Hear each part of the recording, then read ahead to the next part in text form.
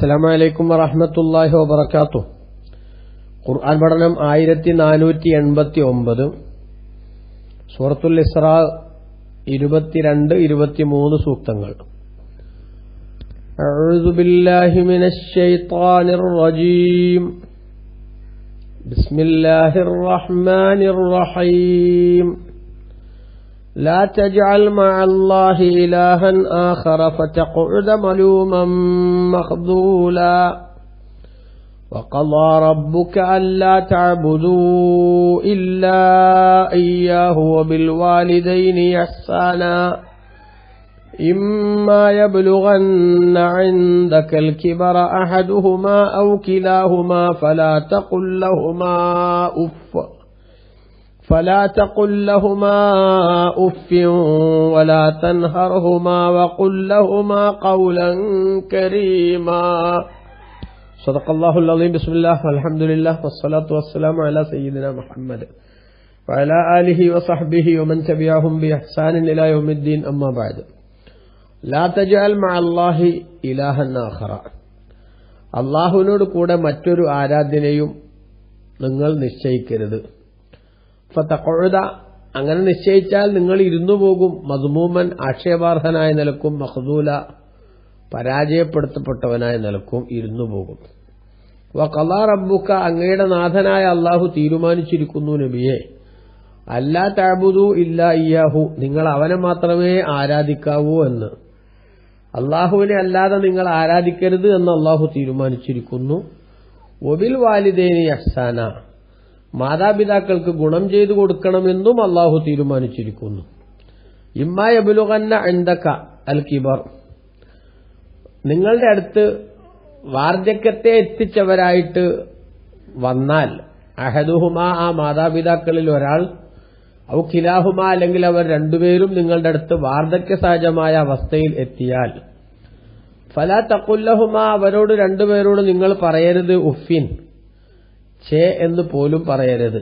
വലാ തൻഹർഹുമാ, അവരെ നിങ്ങൾ വിരട്ടുകയും അരുത്.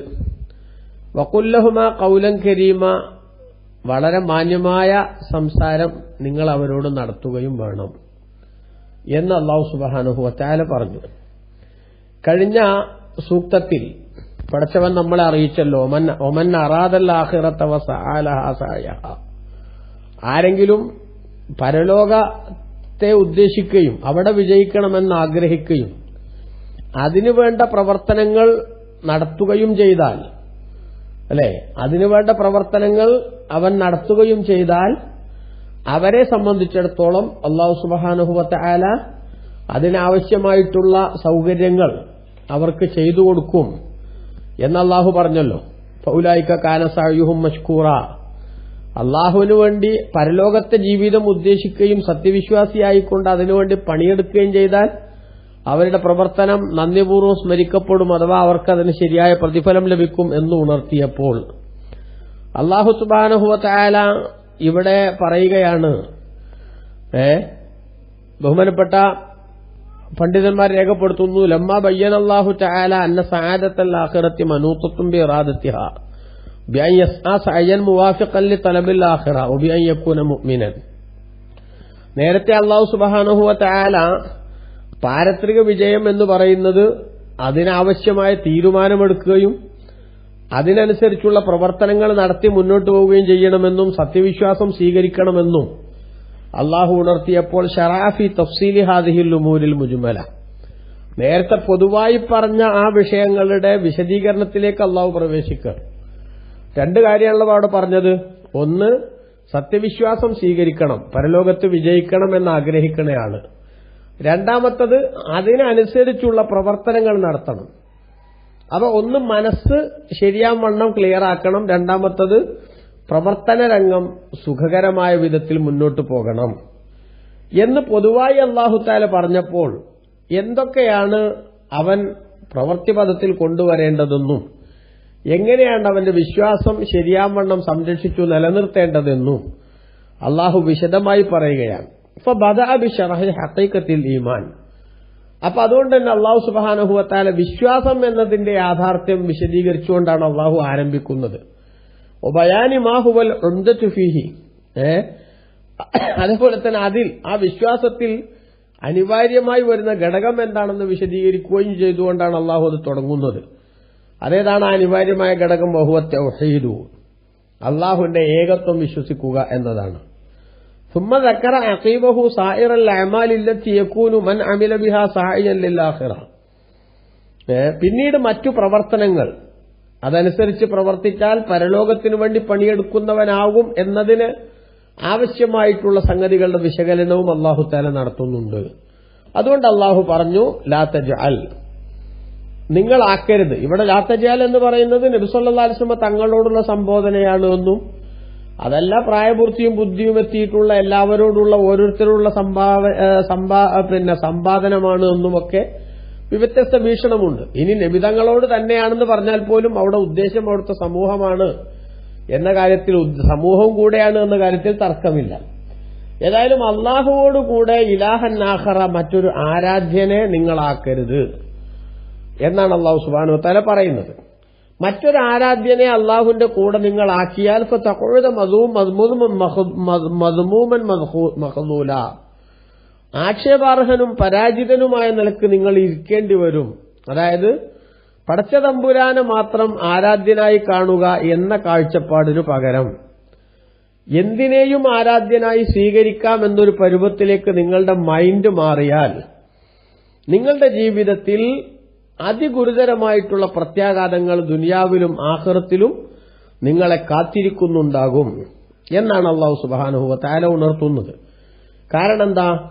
ഇവിടെ അള്ളാഹുവിനെ മാത്രം ആരാധിക്കണം, മറ്റൊരു വസ്തുവിനെയും ആരാധ്യൻ എന്ന സ്ഥാനത്തേക്ക് ഉയർത്താൻ പാടില്ല എന്ന വസ്തുത അത് സ്ഥിരീകരിക്കാനാണ് 1.25 ലക്ഷത്തോളം നബിമാരെ അല്ലാഹു തആല ഈ ലോകത്തേക്ക് നിയോഗിച്ചത് എന്ന് നമുക്കെല്ലാവർക്കും അറിയാം.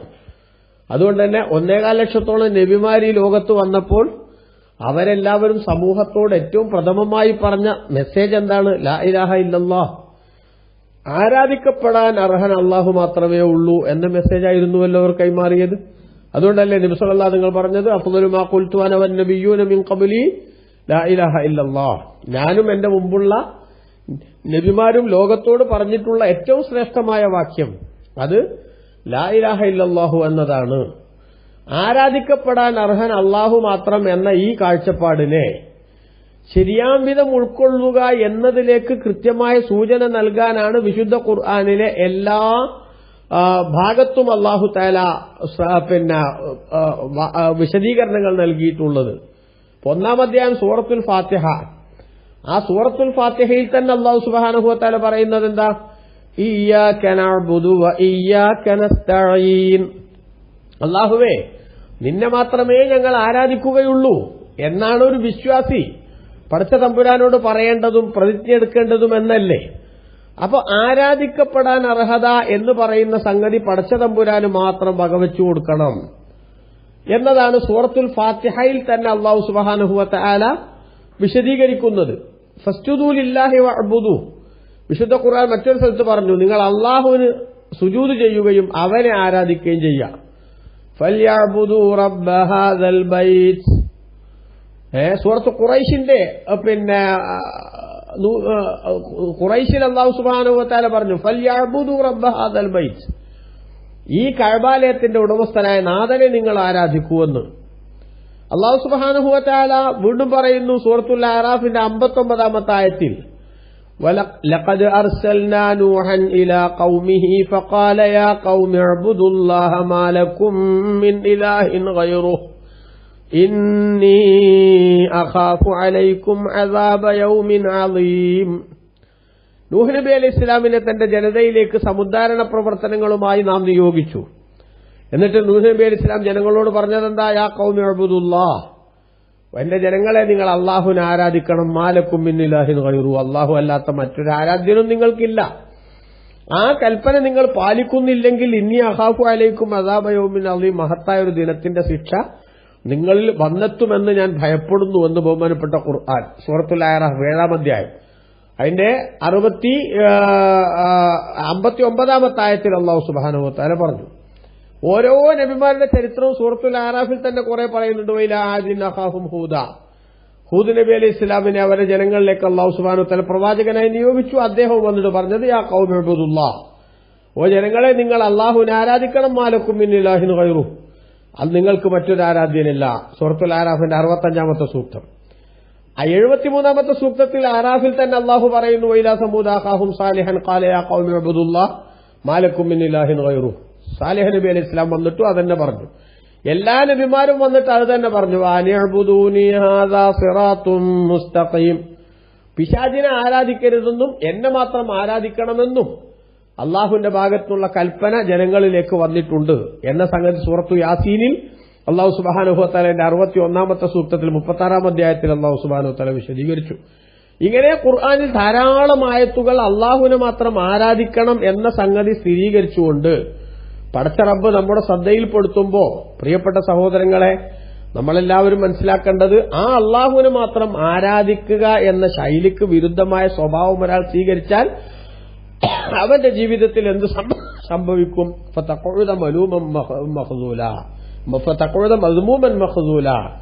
അവൻ ആക്ഷേപാർഹനായി മാറും. അതായത് ബഹുമാനപ്പെട്ട ഇമാം നസഫി അവിടുത്തെ തഫ്സീറിൽ പറഞ്ഞു, ഫതസീറു ജാമിഅൻ അലാ നഫ്സിക ദമ്മ വൽ ഖിസ്ലാൻ. ആക്ഷേപത്തെയും അതേപോലെ തന്നെ പരാജയത്തെയും നിന്നിൽ നീ ഒരുമിച്ച് കൂട്ടിയവനായി മാറും. അള്ളാഹു അല്ലാത്ത ആരെങ്കിലും നിങ്ങൾ ദൈവമായി കാണുന്ന സമീപനം സ്വീകരിച്ചാൽ ബുദ്ധിപരമല്ലാത്ത, യുക്തിഭദ്രമല്ലാത്ത, അങ്ങേയറ്റം വിഡ്ഢിത്തം നിറഞ്ഞ ഇത്തരമൊരു പ്രവർത്തനം നടത്തിയതിന്റെ പേരിൽ ആക്ഷേപം നിങ്ങളെ കാത്തിരിക്കുന്നുണ്ട്. അതോടൊപ്പം തന്നെ അനന്തമായ പരാജയത്തിന്റെ പടുകുഴിയിലേക്ക് നിങ്ങൾ തള്ളപ്പെടുകയും ചെയ്യും. എന്താ കാരണം? ബഹുമാനപ്പെട്ട പണ്ഡിതന്മാർ രേഖപ്പെടുത്തി, ഇമാം റാസി അവിടുത്തെ തഫ്സീറിൽ രേഖപ്പെടുത്തുന്നത് കാണാം. അതിന്റെ കാരണം പ്രധാനമായും എന്താണ്? ഒന്ന്, അള്ളാഹു അല്ലാതെ ആരാധിക്കപ്പെടാൻ അർഹനുണ്ട് എന്ന ഈ സ്റ്റേറ്റ്മെന്റ് 100% കള്ളമാണ്. ആരാധനക്കുള്ള അർഹത അള്ളാഹു അല്ലാത്ത മറ്റൊന്നിനും ഇല്ല. എന്നാൽ പിന്നെ അള്ളാഹു അല്ലാത്ത ആരാധ്യനുണ്ടെന്ന് വാദിക്കുമ്പോൾ നുണ പറയുന്നവനായി. നുണ പറയുന്നവരെന്ന് പറയുന്നത് ശരിക്കും പരാജയത്തിലേക്ക് എത്താനുള്ള വഴിയാണ്. അതോടൊപ്പം തന്നെ ആക്ഷേപം കേൾക്കേണ്ടി വരും. ഒരാൾ പറഞ്ഞ് കള്ളമാണ് എന്ന് ജനങ്ങളുടെ മുന്നിൽ തെളിയിക്കപ്പെട്ടാൽ ആ കള്ളം പറഞ്ഞ മനുഷ്യൻ ജനങ്ങളാൽ പ്രശംസിക്കപ്പെടുമോ? ഒരിക്കലും ജനങ്ങളാൽ പ്രശംസിക്കപ്പെടില്ല. മറിച്ച് അവൻ ജനങ്ങളാൽ ആക്ഷേപിക്കപ്പെടും. അതോടൊപ്പം തന്നെ കള്ളം പറയുക എന്ന ദുസ്വഭാവം ഒരു മനുഷ്യന്റെ ആത്യന്തികമായ പരാജയത്തിലേക്ക് പതുക്കെ പതുക്കെ അവനെ കൂട്ടിക്കൊണ്ടുപോകുന്ന അവസ്ഥയുണ്ടാകും. നബി സല്ലല്ലാഹു അലൈഹി തങ്ങളുടെ ഹദീസിൽ കാണാലോ, കള്ളം പറയാന്നുള്ളത് മനുഷ്യനെ തെമ്മാടിത്തരത്തിലേക്കും അതവനെ ആത്യന്തികമായി നരകത്തിലേക്കും കൂട്ടിക്കൊണ്ടുപോകുമെന്ന്. അതാണ് ഒന്നാമത്തെ കാരണം. ഇമാം റളിയല്ലാഹു അൻഹു രേഖപ്പെടുത്തുന്നു, രണ്ടാമത്തെ കാരണം അന്നഹു സബത അന്ന ജമീഅൻ നിഅമി മിനല്ലാഹി തആല, എല്ലാ അനുഗ്രഹങ്ങളും അള്ളാഹുവിൽ നിന്നാണ് എന്നത് സ്ഥിരപ്പെട്ട കാര്യമാണ്. വമാ ബികും മിൻ നിഅമത്തിൻ ഫമിനല്ലാഹ്, നിങ്ങളിലുള്ള എല്ലാ അനുഗ്രഹവും അള്ളാഹുവിൽ നിന്നാണ് എന്ന കാര്യം സ്ഥിരപ്പെട്ടതാണ്.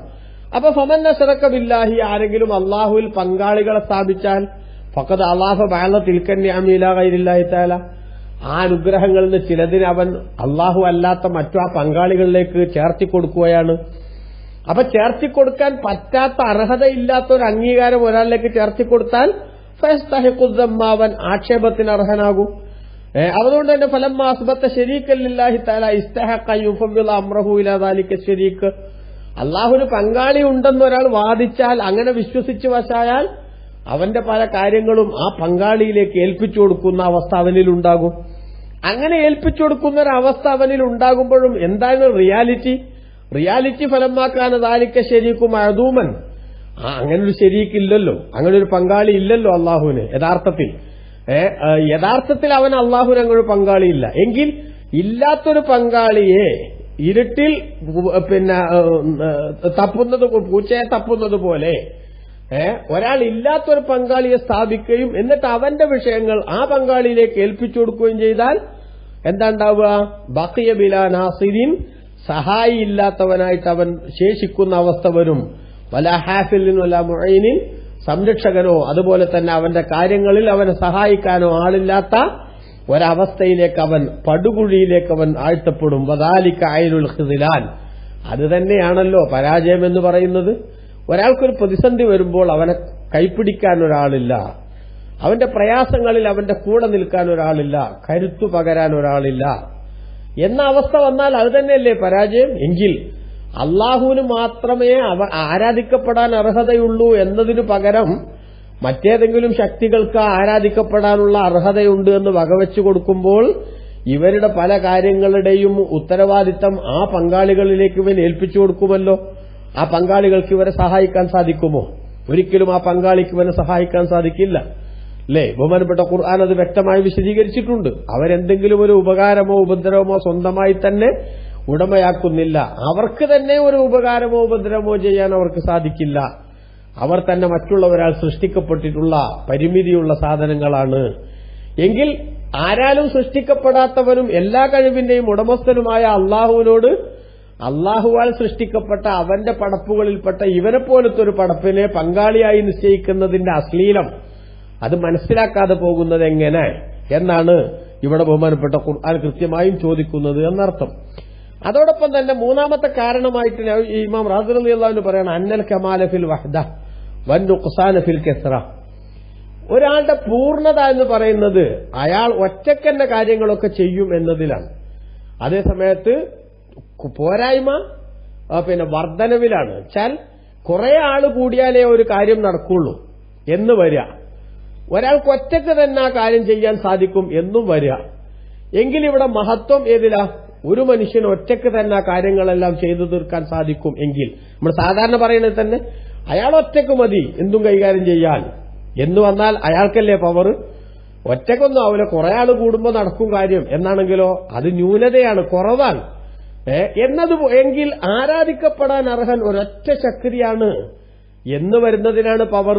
പലരും കൂടെ കൂടുമ്പോഴേ വിഷയങ്ങളൊക്കെ കൂടെ നടക്കുള്ളൂ എന്ന് വരുന്നത് ആരാധ്യൻ എന്ന കൺസെപ്റ്റിന്റെ വിഷയത്തിലെ ന്യൂനതയും പോരായ്മയും ഉണ്ടാക്കലാണ്. അപ്പൊ ആ അർത്ഥത്തിൽ അല്ലാഹു സുബ്ഹാനഹു വ തആലാക്ക് പങ്കാളികളുണ്ട് എന്ന് വാദിക്കുന്നവർ ദൈവമെന്ന് പറയുന്ന ഈ സംവിധാനത്തിന്റെ വിഷയത്തിൽ ന്യൂനതയുടെ പക്ഷത്ത് നിൽക്കുകയാണ്. പൂർണ്ണതയുടെ പക്ഷത്ത് നിൽക്കാനുള്ള സാഹചര്യം ഉണ്ടായിരിക്കെ ന്യൂനതയുടെ പക്ഷത്തെ വിജയിപ്പിക്കാൻ വേണ്ടി പരിശ്രമിക്കുന്നത് ആക്ഷേപത്തിനും അതേപോലെ തന്നെ അങ്ങേയറ്റം പരിഹാസ്യരാവാനുമുള്ള കാരണമാകുന്ന സംഗതിയാണ് ഇമാം റാസി റളിയല്ലാഹു അൻഹു രേഖപ്പെടുത്തുന്നത് കാണാം. അപ്പൊ അതുകൊണ്ട് തന്നെയാണ് അള്ളാഹു പറയുന്നത്, ലാ തജ്അൽ മഅല്ലാഹി ഇലാഹൻ ആഖർ, അള്ളാഹുവിന്റെ കൂടെ മറ്റൊരു ആരാധ്യനെ നിങ്ങളാക്കരുത്. ഫതഖഉദ മഗ്മൂമൻ മഖ്ദൂല, അങ്ങനെ വന്നാൽ നിങ്ങൾ ആക്ഷേപാർഹനും അതോടൊപ്പം തന്നെ പരാജയപ്പെട്ടവനുമായിട്ട് ഇരിക്കേണ്ടി വരും എന്ന്. നോക്കൂ, ഈ ആക്ഷേപാർഹനാവുക എന്ന് പറയുന്നത് എന്താ? ബഹുമാനപ്പെട്ട ഇമാം അബൂ സഊദ് റഹിമഹുല്ലാഹ് അവിടുത്തെ തഫ്സീറിൽ പറഞ്ഞു, ജാമിഅൻ അലാ നഫ്സിക ദമ്മ മിനൽ മലായികതി വൽ മുഅ്മിനീൻ, സത്യവിശ്വാസികളിൽ നിന്നും മലക്കുകളിൽ നിന്നും, അതായത് ആദരവും നല്ല വാക്കും നമുക്ക് ലഭിക്കേണ്ട ബഹുമാന്യരായ ആളുകളിൽ നിന്നെല്ലാം നീ ആക്ഷേപം ഏറ്റുവാങ്ങേണ്ടി വരും. അവരാരും നിന്നെ സപ്പോർട്ട് ചെയ്യില്ല. നിന്റെ ഈ വഴിവിട്ട പ്രവർത്തനത്തിന് അവരാരും നിന്റെ കൂടെ നിൽക്കില്ല എന്ന് മാത്രമല്ല നീ ആള് പോക്കാണ് എന്ന അവരുടെ ഭാഗത്തുനിന്നുള്ള ആക്ഷേപം നീ കേൾക്കേണ്ടി വരും. അതോടൊപ്പം തന്നെ മഖ്ദൂല, നീ പരാജയപ്പെട്ടവനാകുമെന്ന് പറവൽ ഖിസ്ലാനു മിനല്ലാഹി തആല, പരാജയം എന്നത് അള്ളാഹുവിൽ നിന്നാണ് നിന്നെ കാത്തിരിക്കുന്നത്. കാരണം എന്താ? അള്ളാഹുവിന് ഏറ്റവും ദേഷ്യമുള്ള സംഗതി നബി സല്ലല്ലാഹു അലൈഹി വസല്ലം വിശദീകരിക്കുന്നത് താൻ തജഅല ലില്ലാഹി നിദ്ദൻ, അള്ളാഹുവിന് നീ സമന്മാരെ സ്ഥാപിക്കലാണ്. വഹുവ ഖലഖക്, വാസ്തവത്തിൽ അവനാണ് ഇല്ലായ്മയിൽ നിന്ന് നിന്നെ സൃഷ്ടിച്ചത്. നീ ദൈവങ്ങളാണെന്ന് പറയുന്നവരെയും സൃഷ്ടിച്ചത് അള്ളാഹുവാണ്. എന്നിട്ട് അള്ളാഹു തന്നെ സൃഷ്ടിച്ച ചില സാധനങ്ങൾക്ക് പടച്ചോനെ പോലെ തന്നെ പവറുണ്ട് എന്ന് നീ വാദിച്ചാൽ അതിലധികം നിനക്ക് അപകടം വരാനുള്ള വഴി നീ കുത്തുന്നത് മറ്റെന്താണ് ഇനിയുള്ളത്? അതുകൊണ്ട് തന്നെ അത്തരത്തിലുള്ള ഒരു സ്റ്റേറ്റ്മെന്റ് ഒരു ബുദ്ധിയുള്ള മനുഷ്യന്റെ ജീവിതത്തിൽ നിന്നുണ്ടായിക്കൂടാ എന്ന് ചുരുക്കം. അതാണ് ബഹുമാനപ്പെട്ട അബൂ സഊദ് റഹിമഹുല്ലാഹ് പറയുന്നത്, വഫീഹി ഇശ്ആറുൻ ബിഅന്നൽ മുവഹ്ഹിദ ജാമിഉൻ ബൈനൽ മദ്ഹി വൻ നുസ്റ. ഉണ്ടോ? പരാജയം ശിർക്ക്, അള്ളാഹുവിന് പങ്കാളികളെ സ്ഥാപിക്കുന്ന ആള് ആക്ഷേപത്തിനും അതോടൊപ്പം തന്നെ പടച്ചവനുള്ള പരാജയത്തിനും അർഹനാണ് എന്ന് പറയുമ്പോൾ അള്ളാഹുവിനെ മാത്രം ആരാധ്യനായി കാണുന്ന ആളോ അയാൾ ജാമിഉൻ ബൈനൽ മദ്ഹി വൻ നുസ്റ, അള്ളാഹുവിനുള്ള സഹായവും അയാൾക്കുണ്ടാകും, പ്രശംസിക്കപ്പെടാൻ അർഹരായ ആളുകൾ, പ്രശംസിക്കാൻ അർഹരായവരിൽ നിന്നുള്ള പ്രശംസയും അദ്ദേഹത്തിനുണ്ടാകും. ചുരുക്കത്തിൽ എല്ലാ അർത്ഥത്തിലുള്ള വിജയത്തിലേക്കും അവൻ എത്തിക്കുന്നതാണ് അള്ളാഹുവിനെ മാത്രം ആരാധിക്കണം എന്ന് പറയുന്ന സംഗതി. അത് തന്നെയാണ് തുടർന്നുള്ള ആയത്തിലും അള്ളാഹു തആല തുടക്കത്തിൽ പറയുന്നത്, വഖദാ റബ്ബുക അല്ലാ തഅബുദു ഇല്ലാ ഇയ്യാ, അങ്ങയുടെ നാഥനായ അള്ളാഹു തീരുമാനിച്ചിരിക്കുന്നു, അവൻ കൽപ്പിച്ചിരിക്കുന്നു എന്നർത്ഥം. തീരുമാനിച്ചു പറഞ്ഞതിന്റെ അർത്ഥം അള്ളാഹു കൽപ്പിച്ചിരിക്കുന്നു എന്ത്? അല്ലാ തഅബുദു ഇല്ലാ ഇയ്യാ, അള്ളാഹുവിനെ മാത്രമേ നിങ്ങൾ ആരാധിക്കാവൂ എന്ന സംഗതി അള്ളാഹു തീരുമാനിച്ചു കഴിഞ്ഞു, കൽപ്പിച്ചു കഴിഞ്ഞു. അത് സുപ്രീം കോടതിയുടെ ഫുൾ ബെഞ്ചിന്റെ വിധിയാണ്. ഇനി ആ വിഷയത്തിൽ ഒരു അപ്പീലിന് സാധ്യതയില്ലാത്ത വിധം ആ വിഷയം തീരുമാനമാക്കിയതാണ്. അതുകൊണ്ട് തന്നെ ആരാധിക്കപ്പെടാൻ അർഹത എന്നത് അള്ളാഹുവിൽ മാത്രം അംഗീകരിക്കുകയും അവരിൽ മാത്രം നിക്ഷിപ്തമാണെന്ന് വിശ്വസിക്കാൻ തയ്യാറാവുകയും ചെയ്യുക, എന്നിട്ട് അതിനനുസരിച്ച് പണിയെടുക്കുക എന്നതാണ് പരലോകം വിജയിപ്പിച്ചെടുക്കാനുള്ള ഏറ്റവും ആദ്യത്തേതായിട്ടുള്ള ഒരു സ്റ്റെപ്പ് എന്നാണ് അല്ലാഹു തആല ഇവിടെ സൂചിപ്പിക്കുന്നത്.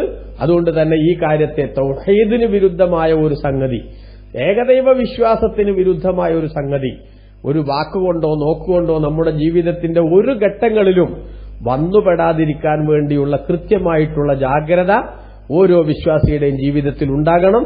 അല്ലാഹു ശരിയായ മുവഹ്ഹിദുകളുടെ കൂട്ടത്തിൽ നമ്മളെല്ലാവരെയും ഉൾപ്പെടുത്തി അനുഗ്രഹിക്കുമാറാവട്ടെ. ആമീൻ. വസല്ലല്ലാഹു അലാ സയ്യിദിനാ മുഹമ്മദിൻ വആലിഹി വസഹ്ബിഹി വസല്ലമ വൽഹംദുലില്ലാഹി റബ്ബിൽ ആലമീൻ. വസ്സലാമു അലൈക്കും വറഹ്മത്തുള്ളാഹി വബറകാതുഹു.